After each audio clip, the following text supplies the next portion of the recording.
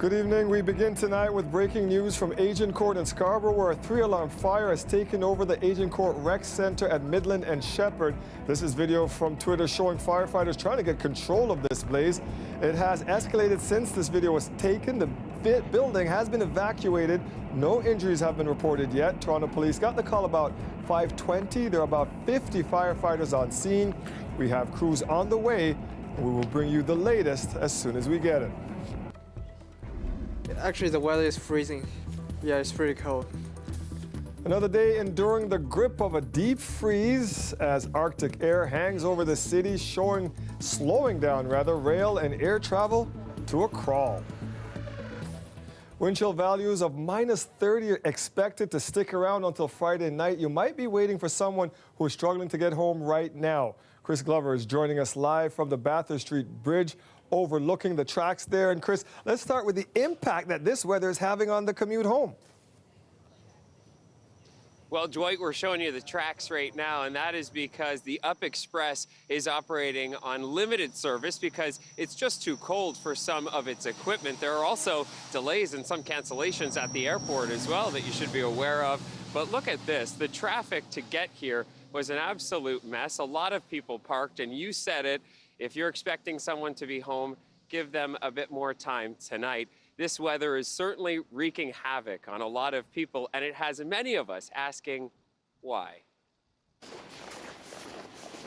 It's the kind of cold you have to feel to understand. I can barely see in there. Oh, okay. It's pretty cold out here, hey? Yeah, it's pretty cold. This is Jerry Shaw's first Canadian winter. I feel like I'm dying, like walking outside. I don't know, I think it's a little dangerous because like some people weren't really prepared for it. Oh my god, it's freezing. Like you come outside and it's almost like it takes your breath away and you just immediately want to get somewhere warm. The polar vortex is nothing new. It encircles the North Pole with frigid air, but since 2014, it's been icing cities further and further south. NASA imagery from Tuesday shows how unusually far south Arctic air is this week. What do you think causes all this extreme cold weather?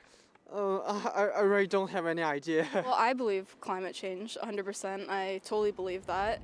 U.S. President Trump thinks global warming has frozen in its tracks. This week, he tweeted for it to come back fast. What do you make of a tweet like that from the president? Yeah, so obviously Donald is confusing weather and climate. So weather is what happens from day to day, and some days it's cold like today, and some days it's warm. The climate is longer-term averages of the weather. And how common is that confusion? I think it's quite common. People see a day like today and say, where is exactly that? But the point is that, when you look over 10 or 20 or 30 years, Toronto is warming up.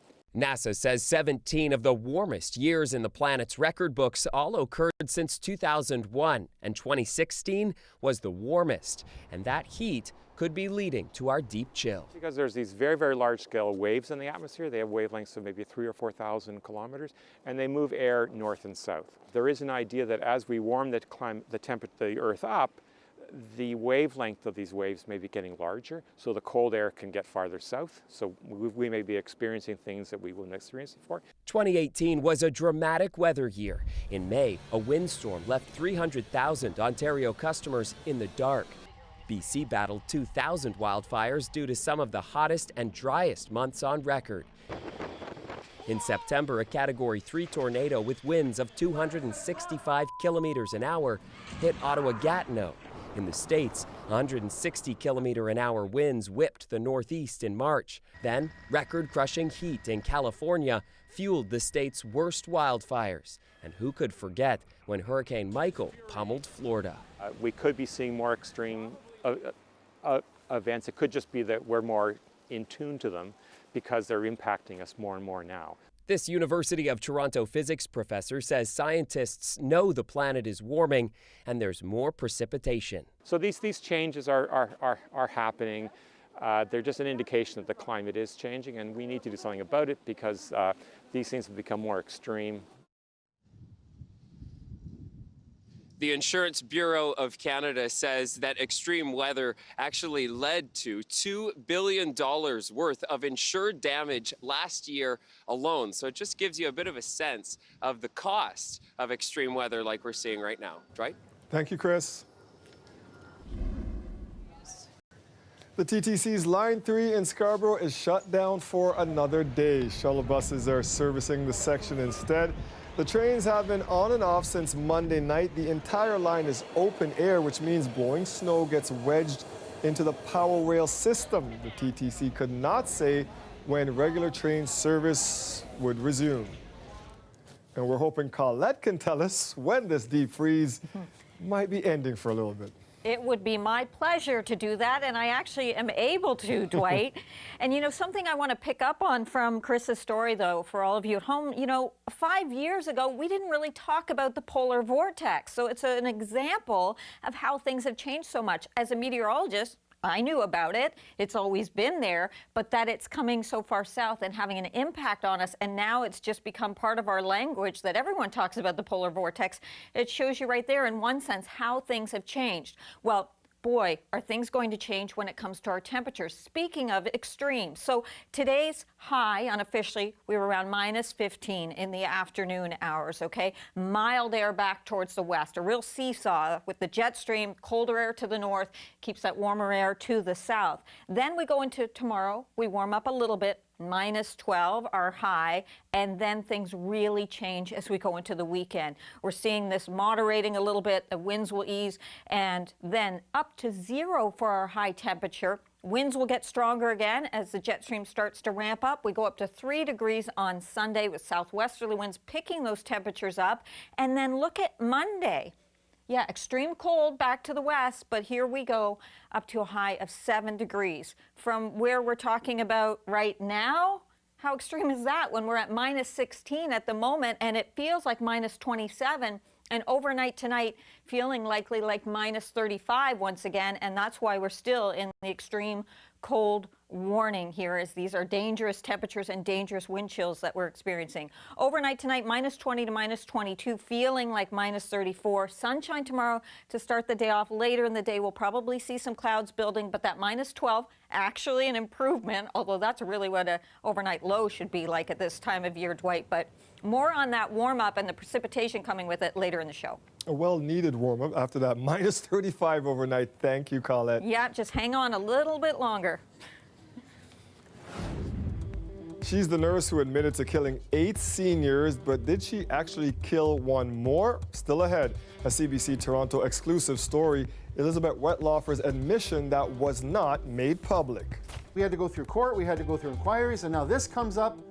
So basically, where do we stand now? Are there more charges out there? Are there more bodies out there? What? 2 signs that big changes are on the way for Ontario's health system today. First, a new report on hospital overcrowding, plus a leaked bill that would give the province the power to force hospitals to merge or close. Mike Crawley now with the details. It's called hallway healthcare. Patients in Ontario hospitals waiting for proper beds. An overcrowding problem that Premier Doug Ford is promising to fix. I heard about the nightmare stories about the 4-hour waits, the 5-hour waits, the 6-hour waits. A first step in tackling those waits comes today from Ford's special advisor on healthcare, Dr. Ruben Devlin. So adding beds is, first of all, is not going to solve the problem. It's costly, and it's not what patients want. Devlin's report finds that too many people are occupying hospital beds when they don't need to, because the care they actually need isn't available. The solutions must be found outside hospitals, says Devlin. To provide better primary care, better home care, and more long-term care. So what does the Ford government have in store for the health system? Andrea Horvath thinks she's found out. And it is a blueprint for the privatization of our healthcare system. This is the bill that was leaked to the NDP. It would dissolve Ontario's local health integration networks, something that the CBC revealed was in the works a couple of weeks ago. It would also create a super agency to oversee the whole healthcare system, and that agency would have a lot of power. This bill is going to create an agency that is then going to farm out healthcare services. The agency would have the authority to force hospitals to stop offering certain services, to transfer locations, or even shut down. The health minister insists it's not a done deal. This is a very early draft of legislation. But Christine Elliott does not deny the change is coming. Our healthcare system is on life support. It's not working for the people of Ontario. It needs a transformative strategy, and that's what we're working on. Mike Crawley, CBC News, Toronto. And we have more on today's healthcare report still ahead. I head to Women's College Hospital and talk to a doctor who studied hallway medicine. His take coming up at 6:30. See patients on the wards or, in clinic and in the emergency room. You can see we're seeing people in all kinds of places, beside the light switch in the hallway and in odd places. So I think it's probably surprising to the public, sort of the extent of the problem, but I think if you've been working in the health system for a while, there's nothing really surprising. Families victimized by serial killer Elizabeth Wetlaufer are reacting with outrage today after CBC News revealed police were aware the former nurse had attacked another elderly patient. Police decided not to charge her with the crime. As John Lancaster reports, the attack also wasn't divulged at the public inquiry into how her crimes went undetected. I had a lot of emotion. I was totally shocked. I was dismayed. I was disappointed. Arpad Horvath wants answers.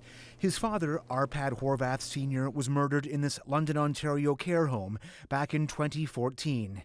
He was injected with lethal amounts of insulin by disgraced nurse Elizabeth Wetlaufer.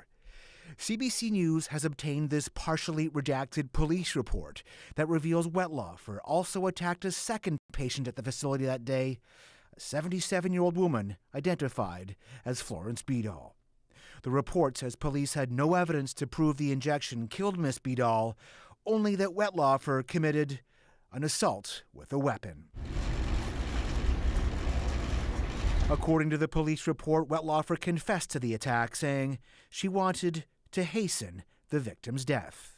No one would have suspected any type of foul play at all. But police never told the public about the crime, and the public inquiry that spent months investigating why her other crimes went undetected for so long didn't reveal it either. We had to go through court, we had to go through inquiries, and now this comes up.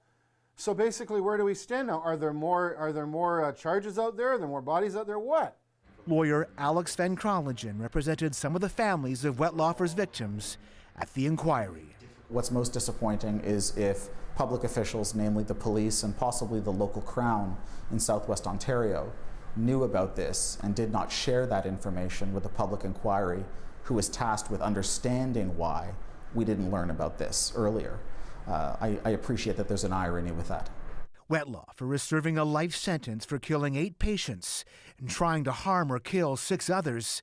The OPP says the Attorney General's office determined there was no point in charging her again. The OPP say they told the inquiry about the attack. The inquiry's top lawyer says that's news to him, but he wouldn't answer questions about what, if anything, the inquiry now plans to do about it. John Lancaster, CBC News, Toronto. A guilty verdict today for the man accused of killing and dismembering a woman before dumping her body behind a butcher shop. Melissa Cooper was murdered in 2016. Today, her mother sobbed in the courtroom as the verdict came down. This video surveillance shows the last few moments of Cooper's life. She meets Ian Ohab in this elevator in Regent Park. Sometime later, Ohab is then seen alone carting a case out of the building. That case is believed to have contained Cooper's torso. Ohab confessed to cutting up Melissa Cooper's body, but not to killing her. He claims she died of a drug overdose in his apartment. The jury disagreed. He was found guilty of second-degree murder. Quiet cheers coming from Cooper's family when the foreman read the verdict. It doesn't change anything, but I believe they've got a predator, a monster off the streets. I'm not happy or anything like that. He's still going to be alive, and my stepdaughter's dead. She was murdered. 10 of the 12 jurors recommends 25 years of jail time for Ohab. One declined to make a recommendation, and one suggested 15 years. He will be sentenced March 26th. After more than 24 incidents, the Transportation Safety Board is sounding the alarm. Coming up, why 2 of Pearson's runways are ripe for disaster. can never make a system that is totally risk-free, particularly a transportation system. Any mode of transportation has risks, but the idea is when we know there are hazards that can be mitigated, that steps can be taken to reduce the risk of an accident, then we need to take them. The weather update is brought to you by Train Extreme Conditions Testing. It's hard to stop a train, really hard. Train, the most reliable heating and cooling brand.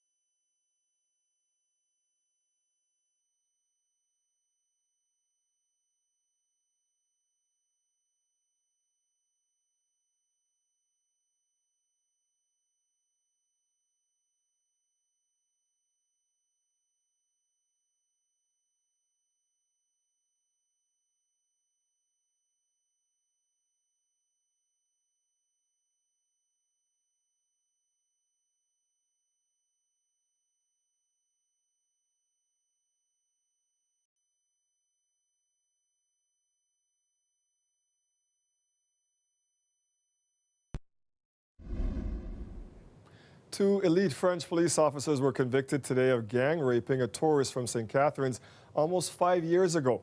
The victim, who has agreed to be identified, is the daughter of a Toronto police officer. Hila Hounsel has more now from London.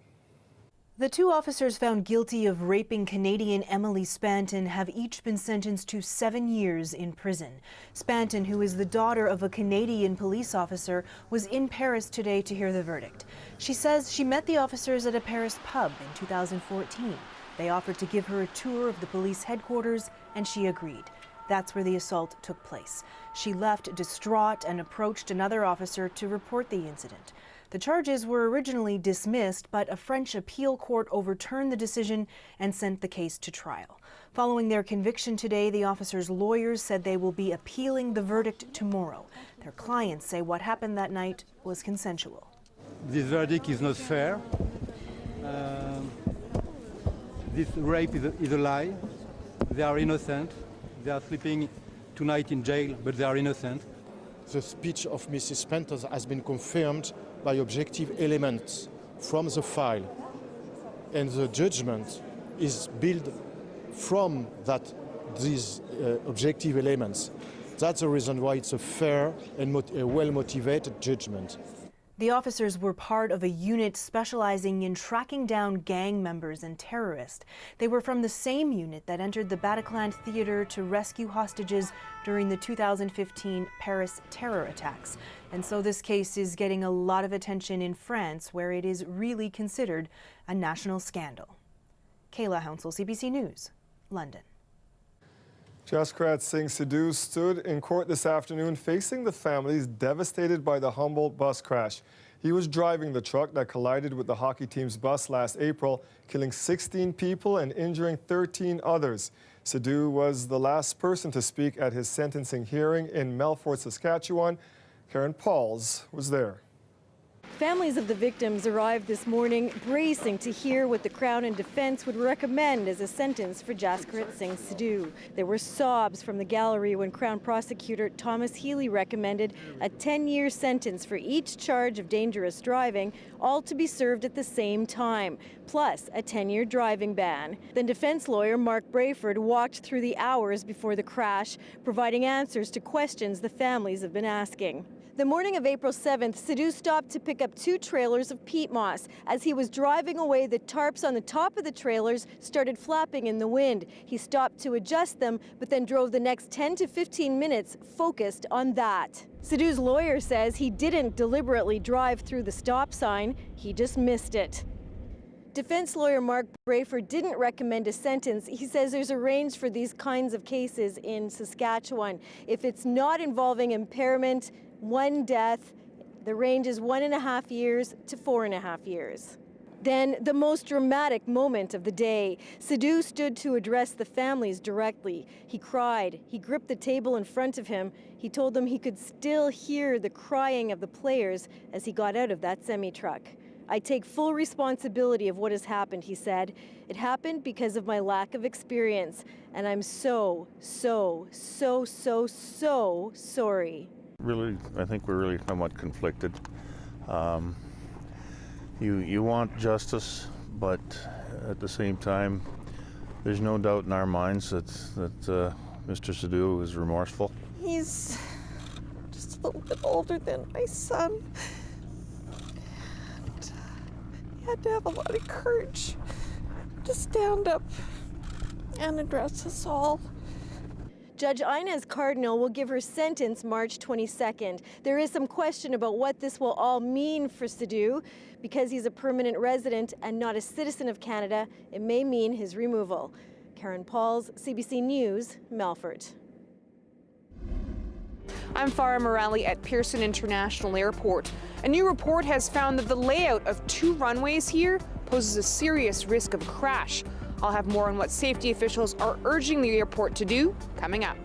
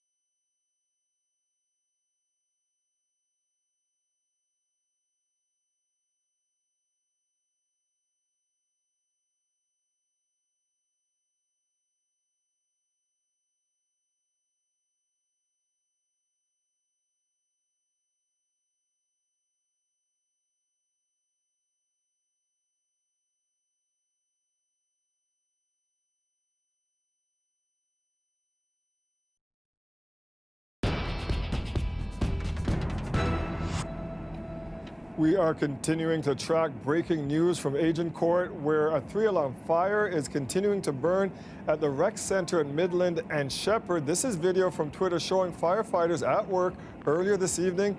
It's going to be a long night for them. Toronto Fire says they'll be there for the next several hours.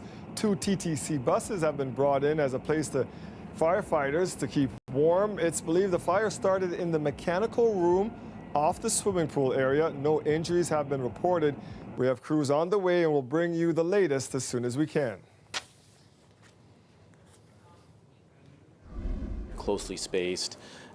You have challenges with the shape of the high-speed taxiway themselves, where you're turning at the same time as you're exiting the runway.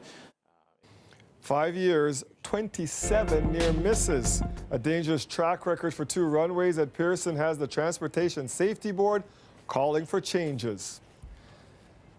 The report found planes are mistakenly moving onto a runway already in use. Farah Morelli has more on what the TSB says needs to be done to fix the problem. It's an airport that manages 400,000 flights a year. The Transportation Safety Board of Canada has identified a troubling pattern at Pearson International, specifically at its 2 southern runways. And according to a new report, it's also the site of an unusually high number of near collisions between planes. They're happening in the same place, seen in this point of view video. Between 2012 and 2017, incursions happened here 27 times. The problem is happening at 2 parallel runways at the south side of Pearson that are close together. They're connected to each other with several strips, where an aircraft can move from one strip to another. The incursions are taking place when one plane that is landed on the left runway approaches the right runway where a plane is taking off. The plane on the left is supposed to stop at the red line at a 65-degree angle. The TSB says this design is different from almost every other airport in the continent. It found planes are not stopping, either because the line is not where crews expect it to be, or flight crews are distracted with post-landing procedures, or not recognizing the cues to stop. The TSB is now making 3 recommendations. The first is for air traffic controllers to give more emphatic and urgent instructions to flight crews so they actually listen. The second is to change the rules so that flight crews do their post-landing procedures and checks after they finish maneuvering the runways so that they're not as distracted. The third and most significant recommendation is for Pearson International to actually change the physical layout of those runways. Today, the union that represents Air Canada pilots said it welcomes the report's findings. We want to be all speaking the same language, so to speak, when it comes to safety. And we hope that these recommendations, attempt to do that through standardization and improve the margin of safety at Toronto Pearson. What's unclear is if Pearson will move ahead with the physical changes to the runways. It said improvements were already made in 2013 and 2018. It issued a statement which said in part, while these improvements have had a significant impact, incursions in this area continue. And as such, we will continue to work with industry partners to maintain our safe operating environment. While the TSB is urging the airport and the other authorities to make the changes, none of its recommendations it's put out are binding. Farah Morelli, CBC News, Toronto. A judge leading the independent review into how Toronto police handle missing persons cases now wants to include the victims of serial killer Bruce McArthur. Up to now, Justice Gloria Epstein has been barred from including any information about how McArthur came to be a suspect. But when he pleaded guilty on Tuesday, she wrote a letter to the Police Services Board asking for more freedom. The board responded in a statement saying they are looking at their options, quote, to more broadly examine the important issues related to missing persons investigations. Ryerson University is freezing payments to its student union after reports of a $250,000 credit card bill. The school says a forensic audit of the union's expenses is underway. It will withhold regular payments until that probe is complete. Now, the allegations of mismanagement first emerged in the school student newspaper. They reported a number of questionable purchases like hotel stays and a shisha lounge, and purchases at the LCBO. The RSU is a separate entity from the school, but the university says the union must still comply with its bylaws, policies, and the law in general.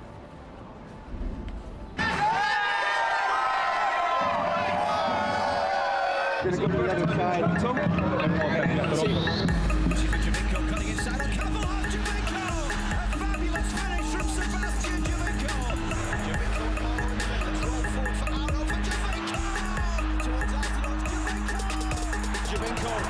Stayed onside really well. Now can he finish it? Javinko! Spectacular! At TFC level, and Sebastian Javinko buries it.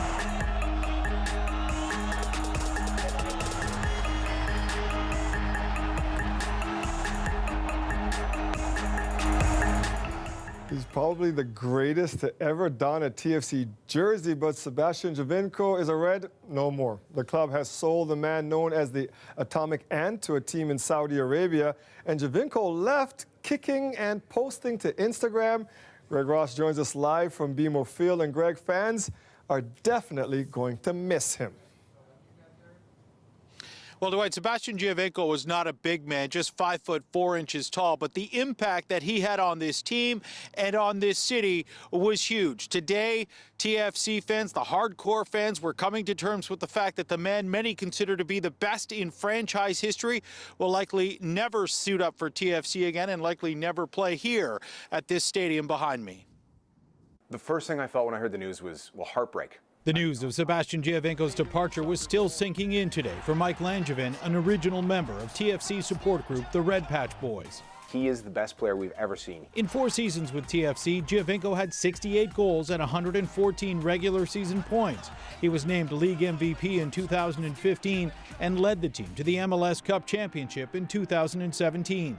You cannot discredit him in terms of what he has done for the team. He's the greatest ever goal scorer, arguably the greatest player in the history of the franchise. He took them to those championships. Giovinco lashed out at TFC management on his Instagram account today, saying, "It's without hesitation that I can say that I wanted it to end differently. As I have always maintained, I was hoping to renew my contract and finish my playing career in a city that feels like home." Soccer analyst Nigel Reid says the team's decision to part ways with their star player was all business. The 32-year-old Giovinco was coming off his worst season in a TFC uniform with just 13 goals in 2018, and the team missed the playoffs. We're talking about a player who is no longer in his prime. He's now into his 30s, and this is really about the business of soccer. How much do you want to spend on a player who is in the twilight years or getting towards the twilight years of his career? The team did make a contract offer to Giovinco and says it would have put him amongst the top 6 or 7 highest paid players in the league. Giovinco addressed that in his Instagram message, saying, "I was offered terms that I deemed unacceptable. They may say I left for a more lucrative deal, but this is not the case. Their offer and lack of transparency is a clear message. It seems management prefers to focus on things other than the pure desire to win." He also said, "I would have accepted less to stay in Toronto." It's left fans like Langevin confused, wondering why the team didn't make a stronger effort to keep him. I don't think they should have gotten rid of him. I think it was a mistake. I think he was a fan favorite. I think that he was loved in the city, and I think that he did things. There's still so many highlights left in him. While Giovinco's departure leaves a huge hole to fill looking to next season, Langevin says at least they have fond memories to look back on. The supporters know how lucky we were to have seen a player like that at his prime. I don't know if we'll ever see a player that good wearing our crest again. If there is one silver lining for the fans, it's the fact that Giovinco was sold outside of the MLS to that team in Saudi Arabia, meaning that he won't be returning to BMO Field next season wearing a visitor's uniform, which one fan described to me today, Dwight, would be like rubbing salt in the wound. We're going to miss him. Thank you, Greg. Now, if you've ever lost out on a bidding war when buying a home, you'll want to hear this. The province is considering allowing realtors to tell prospective home buyers the prices of other offers. That's one of the rules that could be changing as the PCs launched a consultation today looking at the Real Estate and Business Brokers Act. Right now, if there are multiple bids on a home, the seller's realtor can only disclose the number of offers, not what the offers actually are. That leads to buyers blindly offering more than they wanted to in hopes of winning the bidding war. The Ontario Real Estate Association has been pushing for a change to that and are thrilled consultations are underway. Should there be a limit to how many terms one person can be elected to City Council? One rookie councillor thinks so, and he's taking his case to City Council. Our politics, there's a lot of barriers to entry. And we know Toronto is a city of nearly 3 million people, 51% of residents were born outside of this country, and yet when we look at council, we see a lot of familiar faces. Now, I'm not questioning anybody's commitment to the job. I think there's a lot of really good work that goes on down here, but it's also important to make sure that everybody has a fair shake and that we have an opportunity to bring in new ideas and fresh faces to our city council. Council voted down his motion to debate the issue in council chambers. Instead, they sent it to a special committee on governance to decide on whether or not a report is warranted. A city council wants the police to give people a break on one holiday when it comes to parking tickets. Paula Fletcher wants police not to issue tickets if they don't have a proper permit on New Year's Eve. Lisa Shing now with the details. On any given day in Leslieville, street parking is at a premium, even for the permit holders. So some residents have taken it upon themselves and gotten a little creative with how to save their spots. For other homeowners, circling the block is routine. So I live all the way up there. How much of an annoyance is it to you? It's challenging. We have some commercial buildings and we have to sometimes park in their parking lots in the evenings because there's nowhere to park. You definitely see people parked on the street who don't have permits. But it could be even harder to find a spot on New Year's Eve if Councillor Paula Fletcher gets her way. Given out on New Year's Eve at 12:32. She wants parking enforcement to grant an amnesty for those who park in residential areas without a permit that one night of the year.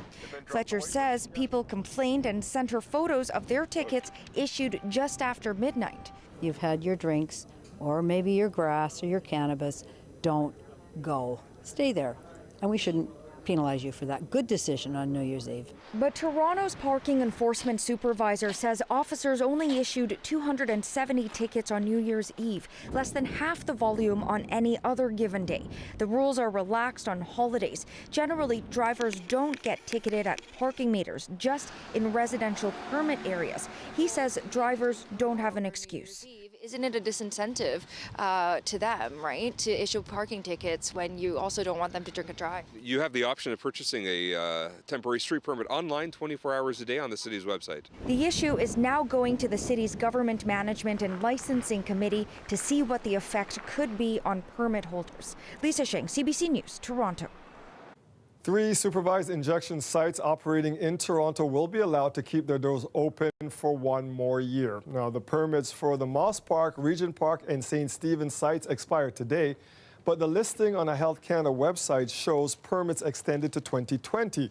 Ontario's Health Ministry is currently reviewing funding applications for overdose prevention sites. Until the provincial government makes a decision about those applications, the sites will remain open. And the diagnosis is in. A report on Ontario's healthcare system was released today, compiled by an expert panel. It will determine next steps for the government when it comes to ending hallway medicine.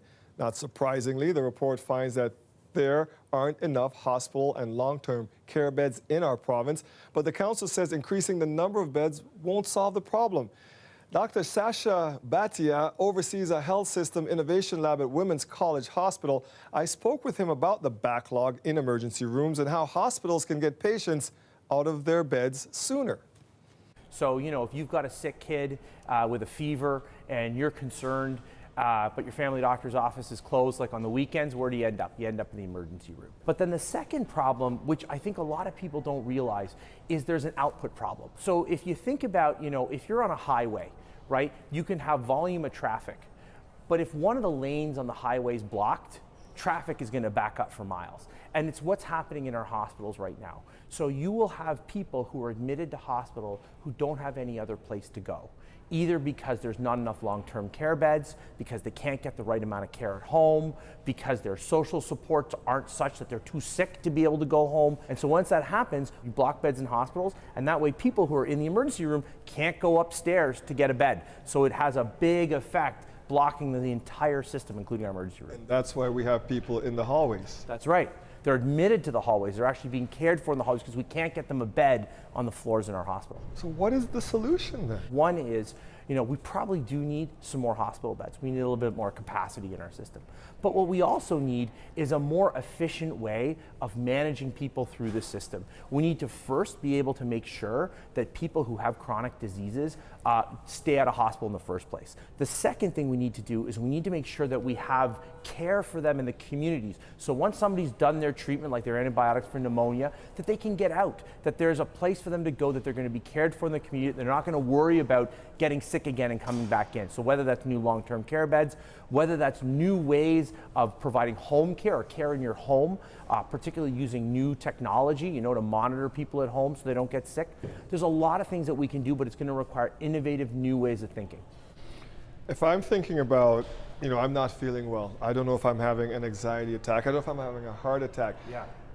When you look at this report, people might be afraid to say, listen, we're clogging up the emergency rooms. People might be reluctant to maybe call 911 and go. And do we want that, though? No, I don't think so. I think this is a wake-up call more for the sector, for our system, for our doctors, nurses, our politicians and policymakers to say, we need to do better by people. We need to do better by Ontarians to ensure that we have systems in place that work for them when they need it. But I think for patients, if you're sick, and you don't feel well, obviously, if you can't get in to see your family doctor or walk-in clinic, you need to go to the emergency room. We don't want people saying, oh, I'm sick, but I'm going to stay home.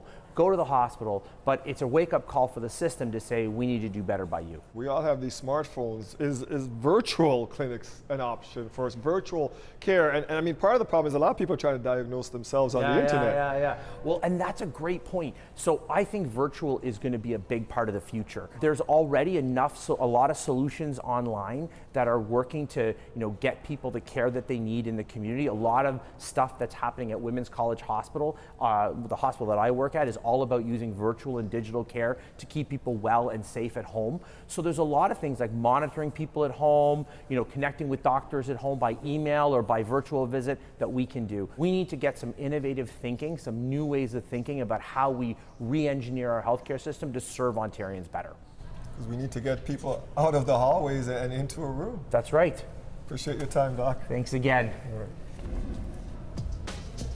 Okay, Toronto, just hold on. We're getting almost warmer. Colette's back after the break with when we will get some relief and for just how long. Stay with us.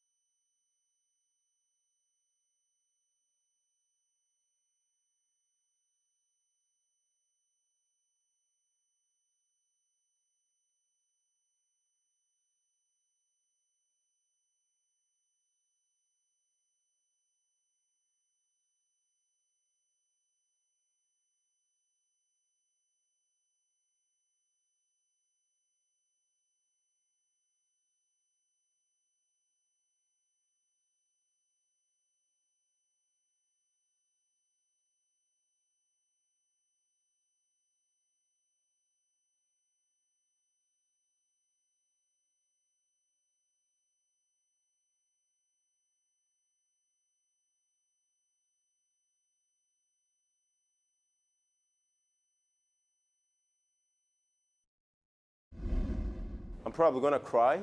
I've been waiting for this moment for a long time. Coming here as a refugee, I knew that I have some skill sets of going through struggles of life that I could easily translate to this job to help other people. We first brought you the story of Alain Arakaza 2 weeks ago. He fled a civil war in Nairobi nearly a decade ago with his family, and today he graduated to officially become a police officer. What I'm looking most in my new role as a police officer is to impact people, especially youth. And as I coming here as a refugee myself, having been on the other side of, poverty and stuff like that, I want to be able to help and make an impact in people's life. He was one of 55 cadets to graduate today. His supervisor told us he stood out from day one and that any division would be lucky to have him. Ontario Institute of Technology. They look good in the uniforms out there, Colin. They do, Yes. and congratulations to him. What an exciting day. Yes, well deserved, all those graduates. That's right. Now, it wasn't terribly warm out there today, however, getting to and fro.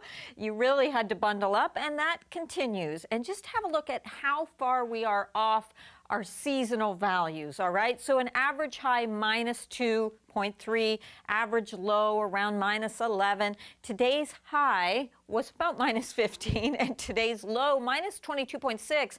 But that's not even factoring in the winds. The wind chill was -38 in terms of how it actually felt for us in the early morning hours. Right now we sit at that -16. We take a look at what's going on with our winds in terms of it making it feel like -27 out there. And those winds have been gusty through the day. So even the sustained winds have been significant at times. Early through the afternoon, they were still at about 40 kilometers an hour. And at this time, we're still seeing some of those gusts over 52.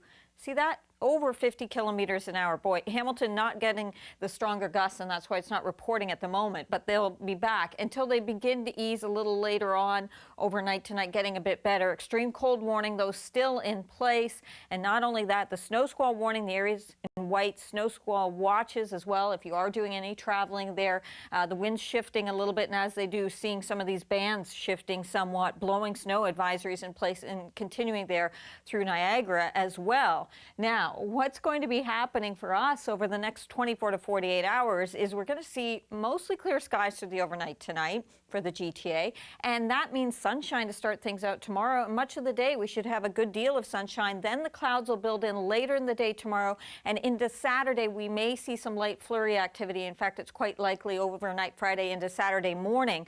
But we're going to see a push of milder air coming in too. It starts Saturday, it ramps up Sunday into Monday. Incredible when I show you that 5-day.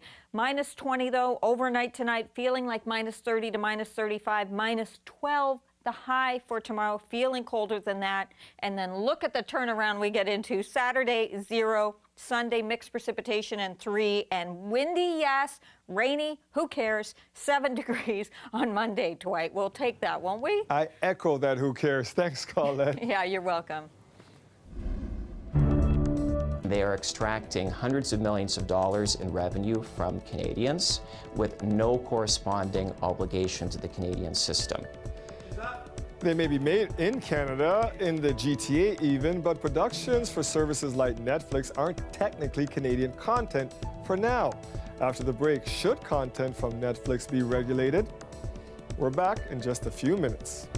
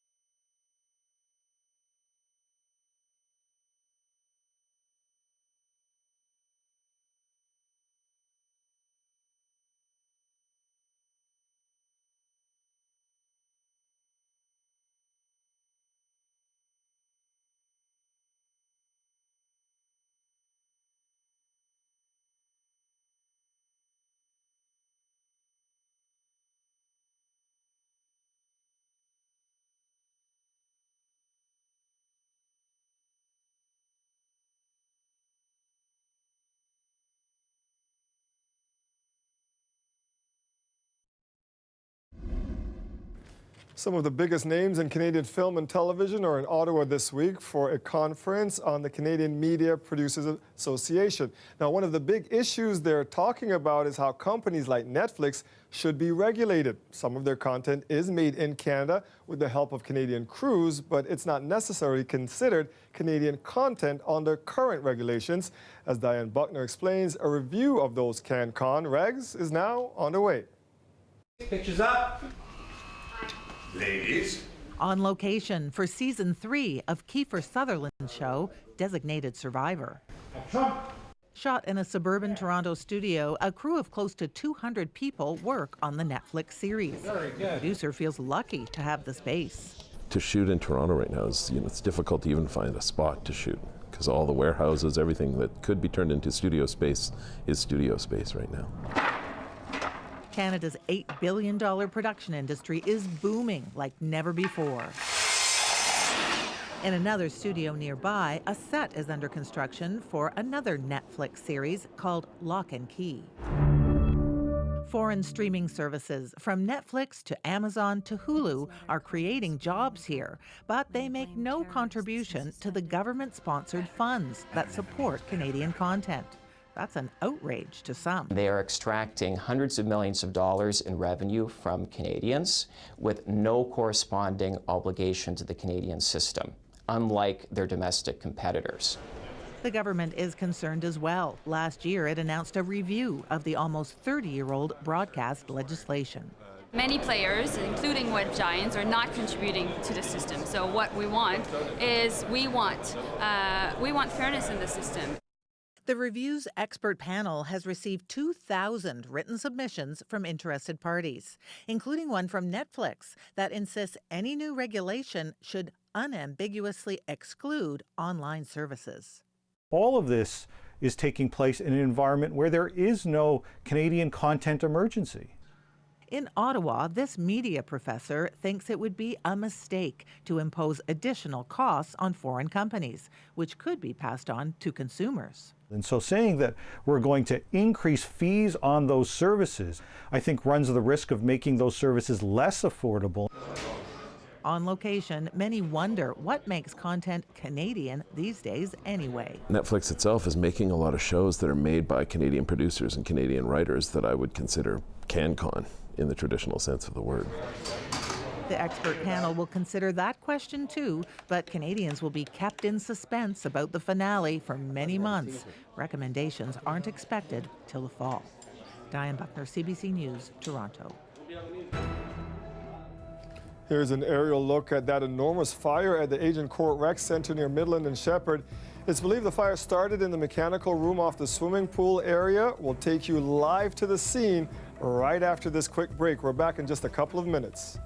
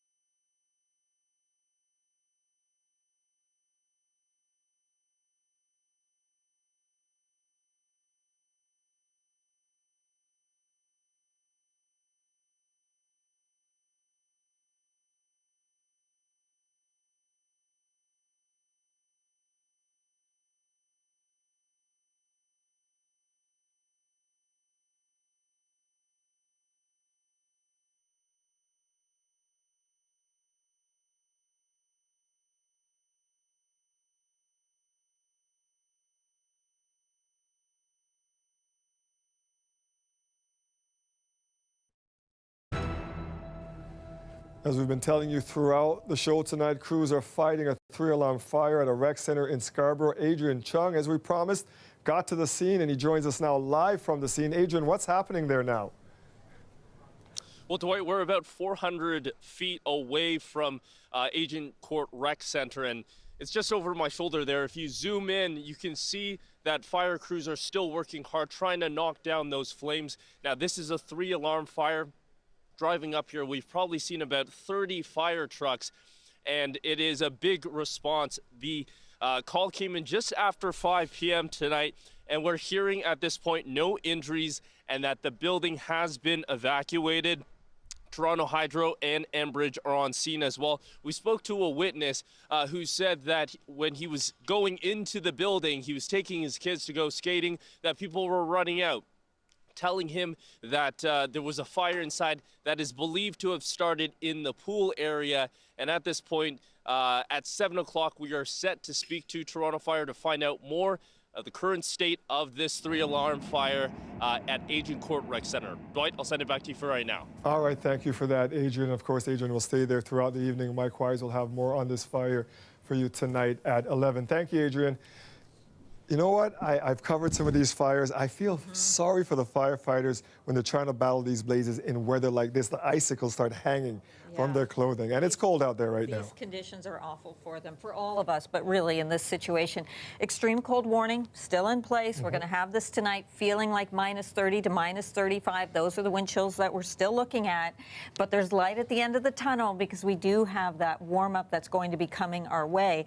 Now, I'm being a bit flip about it when I'm like, woohoo, you know, it's great because we've been through this, but we also have to watch. We've had so much snowpack out there. As we see those temperatures coming up, are we going to get into some flooding concerns and things like that? So there's a few things that we're going to have to be mindful about on the horizon. But overnight tonight, minus 22, feeling like about minus 35. Tomorrow afternoon, going to minus 12. We'll have some sunshine. Late day, the clouds start to be building back in here, and it's after that. So it's for the weekend. Never seems to line up like that, but it is for the weekend. That Saturday we go up to 0, and then we're going to see 3 on Sunday, maybe a bit of light mixed precipitation, rain showers, and 7 on Monday. And we'll take it. We're going to be tracking this fire in Scarborough for you all night. You can get details at cbc.ca/Toronto.